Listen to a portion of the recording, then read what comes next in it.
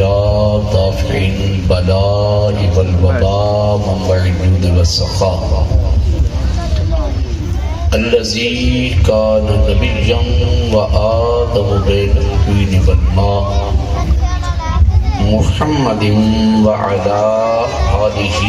وأصحابه وأزواجه وأولياء أمته وعلماء ملته والشرفاء أما بعد فأعوذ بالله من الشيطان الرجيم بسم الله الرحمن الرحيم إن الله لا يغير ما بقوم حتى يغيروا ما بأنفسهم صدق الله مولانا العظيم وصدق رسوله النبي الكريم ونحن على ذلك لمن الشاهدين والشاكرين قال الله تبارك في القرآن المجيد في شان حبيبه مخبرا وآمرا إن الله وملائكته يصلون على النبي يا أيها الذين آمنوا صلوا عليه وسلموا تسليما والصلاة والسلام عليك يا رسول الله وعلى آلك وأصحابك يا حبيب الله الصلاة والسلام عليك يا رحمة للعالمين وعلى آلك وأصحابك يا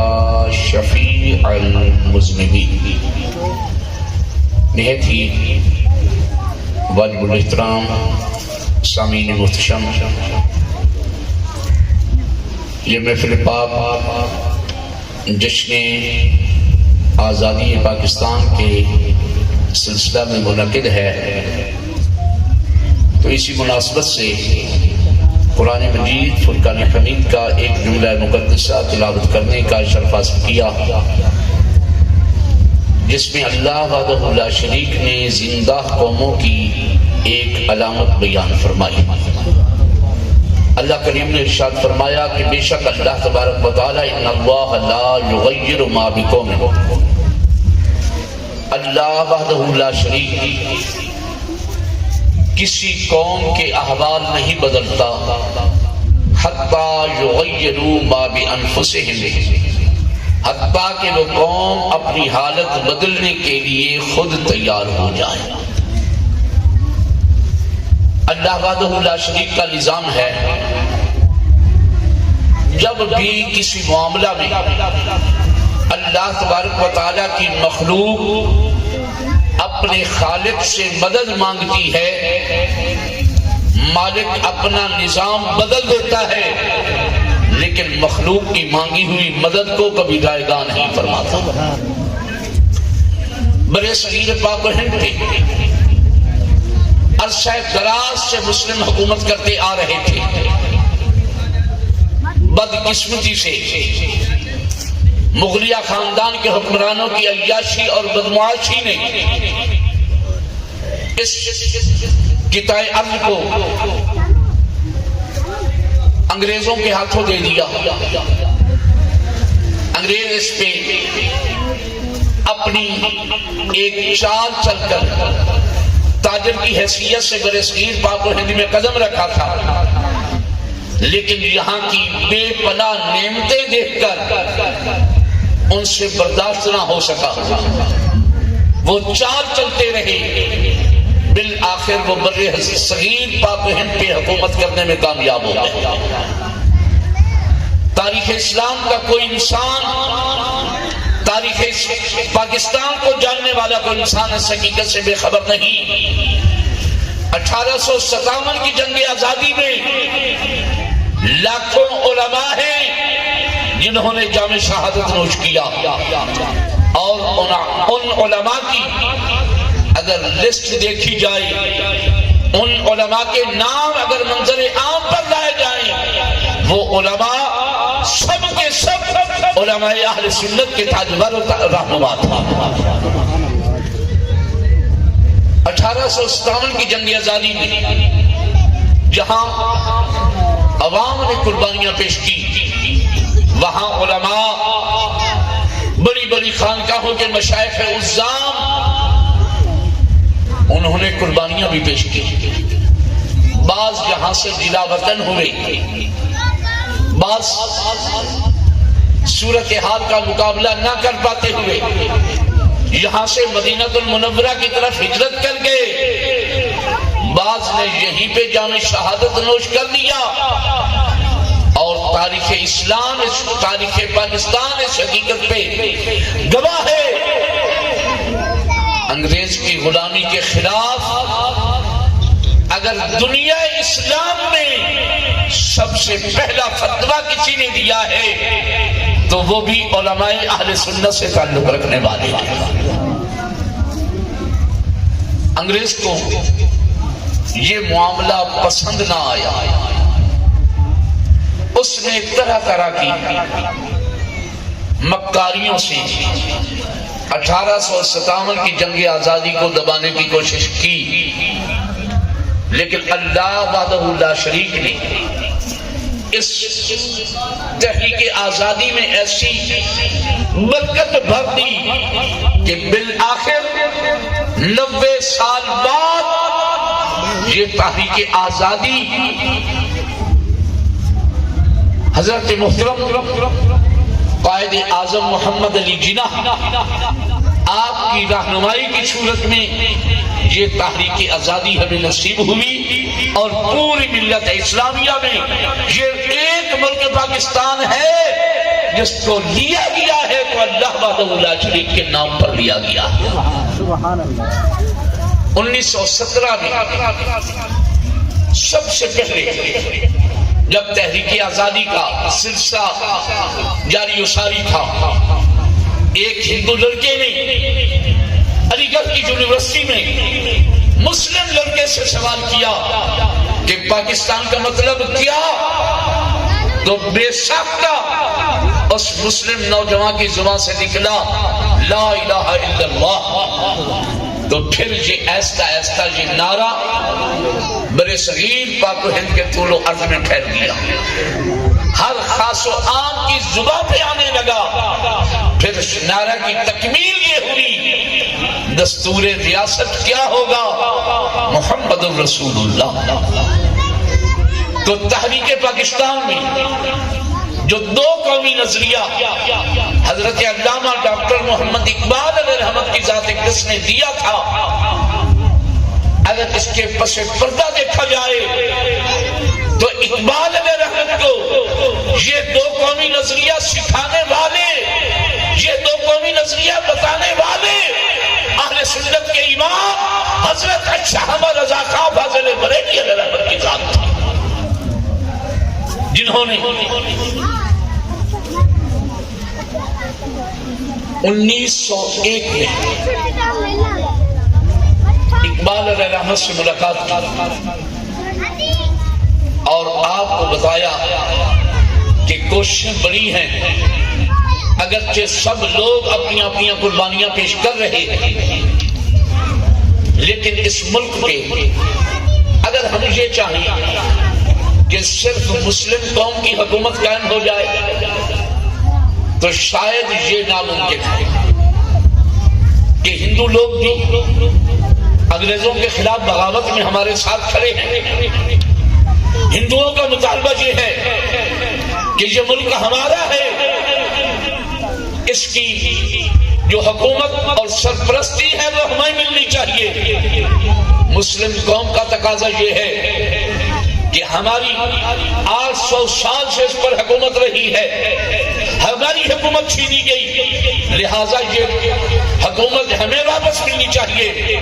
آپ نے فرمایا اس وقت دونوں قومیں اپنی اپنی قربانیوں میں عروج پہ ہیں، لہٰذا اس طرح کیا جائے، ہندو ایک علیحدہ قوم ہے، مسلم ایک علیحدہ قوم ہے، یہ دونوں قومیں مل کر کسی ایک مقصد میں کبھی کامیاب نہیں ہوئی۔ اگر کامیابی چاہتے ہو پھر ہندوؤں سے اپنے آپ کو الگ کر، یہ پہلا مشورہ اعلیٰ حضرت علیہ رحمت کی ذات اقدس کا ہے. تو اقبال علیہ رحمت کی ذات نے پھر یہ دو قومی نظریہ کی صورت میں یہ پیغام قائد مملکت اسلامیہ، مملکت خداداد پاکستان قائد اعظم محمد علی جناح کی بارگاہ میں پہنچایا کہ ہم ہندوؤں سے مل کر اگر کرتے رہیں گے تو کل میں آنے والے ہمارے لیے مسائل ہوں گے. لہذا ہمیں اپنا ملک لینا چاہیے، ہمیں اپنی جدوجہد کرنی چاہیے. ان کے ساتھ نہ ہمارا دین ایک ہے، نہ ہمارا رہن سہن ایک ہے، نہ ہمارا طریقہ کار ایک ہے. لہذا ہمیں ان سے الگ ہو کر رہنا چاہیے. اور یہ بات بھی قابل توجہ ہے، تحریک پاکستان میں جتنی قربانیاں علماء اہل سنت اور مشائخ اہل سنت لگی ہیں، اس کی مثال دنیا میں کہیں نہیں مل سکتی. اور اگر کسی کو ذوق ہو تو پھر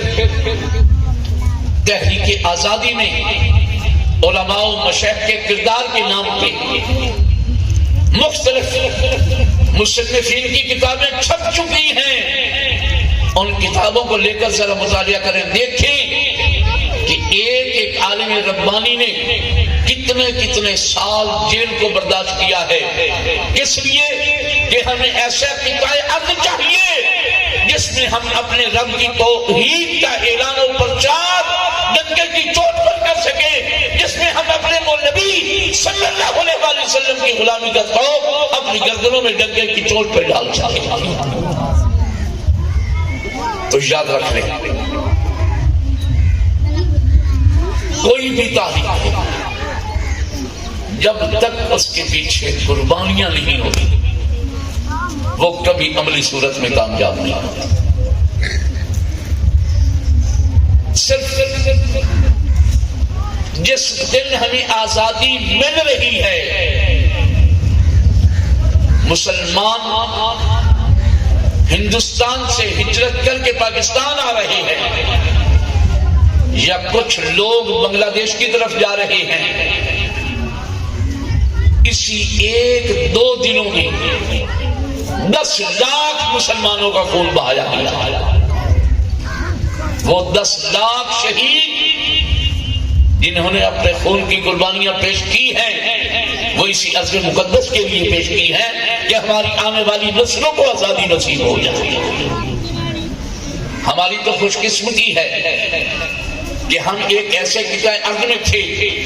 جہاں پہ مسلم آبادی بہت کثرت سے تھی. ہمیں ہمارے آباء و اجداد کو تو کوئی ایسی خاص مشقت نہیں اٹھانا پڑی. لیکن ٹوبہ ٹیک سنگھ میں جو اکثریت آبادی مہاجرین کی ہے، جو سب کے سب انڈیا سے آئے ہوئے ہیں، وہاں پر ایک بزرگ تھے، وہ بتا رہے تھے کہ بیٹا، اور انہوں نے تقریباً 135-40 سال کی عمر میں وصال پایا، آج سے 10 سال کا وقت. وہ بتا رہے تھے کہ بیٹا، آزادی کے دن ہم اپنے گھروں سے نکلے،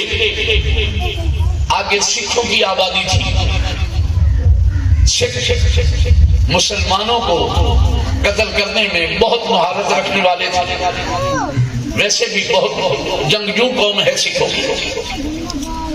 تو یہ مسلمان جہاں کہیں نہیں ملتے انہیں قتل کر دیتے. آپ فرماتے ہیں کہ ہم سکھوں سے کے ڈر سے دن بھر کھیتوں میں گزارتے، رات کے وقت ہم چھپ چھپا کر سفر کرتے. ذرا اندازہ لگائیں، آج کل کے دن تھا، چونکہ اسلامی مہینے تو گرمی سردی میں تبدیل ہوتے رہتے ہیں، لیکن اگست وغیرہ یہ تو ہمیشہ اسی موسم میں ہی ہوتا ہے. یہ اگست کا مہینہ ہو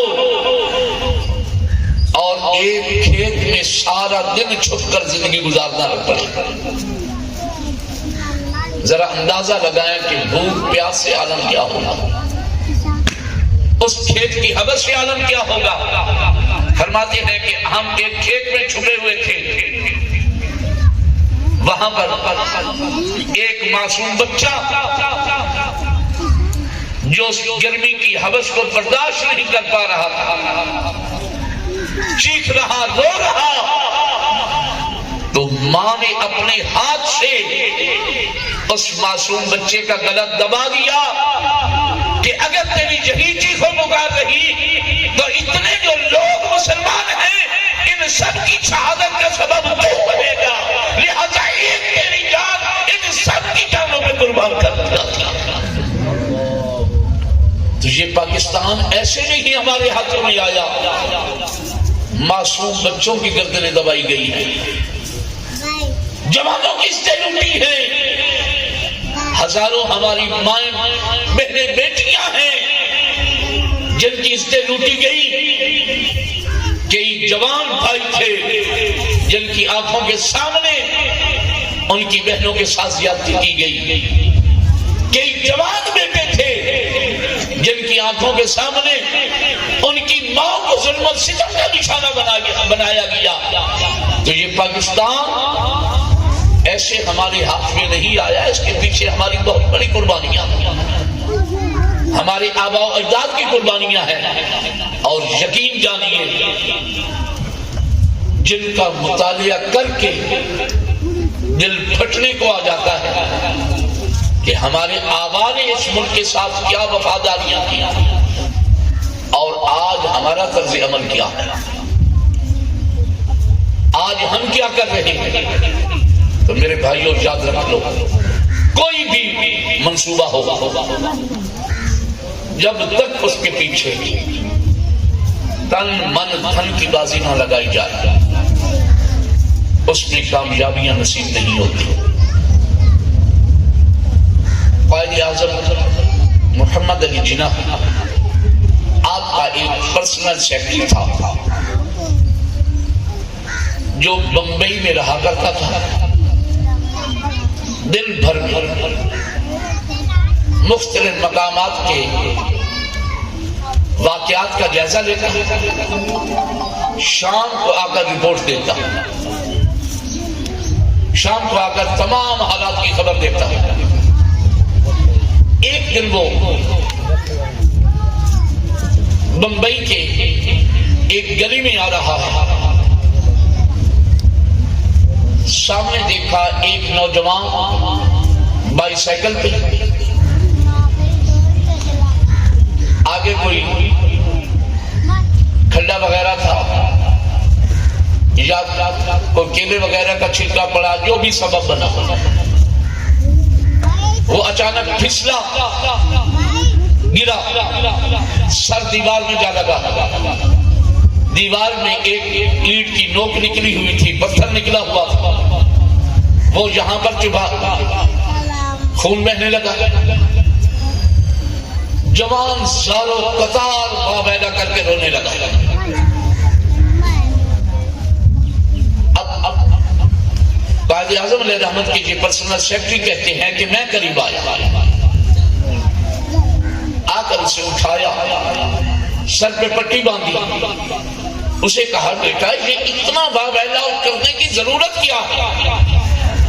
تو جوان آدمی ہے، خون تھوڑا سا نکل بھی گیا ہے تو کیا ہوا؟